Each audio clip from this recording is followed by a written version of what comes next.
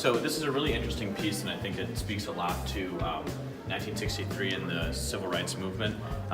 The questions that are being asked here at the side, the questions are, do you think the news is reported accurately and without bias?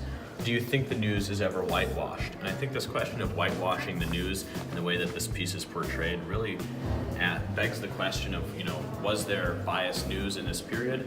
And, how can majority or all white newspapers report fairly on issues of civil rights, especially in the South, especially in Birmingham, around this period? And I think this piece really does a lot and forces you to think about those issues in a more broad context.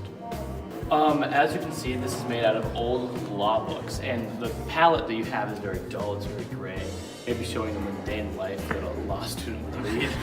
And the question here, do you think it's fair to have a boys club where girls aren't allowed? And do you think it's fair that the boys club helps only other boys? And I think that this question is sort of really important to our modern society, and I think that sort of boys clubs where girls aren't allowed are being phased out, and clubs where boys only help other boys are also being phased out, and I think that marks sort of a transition in how our society functions.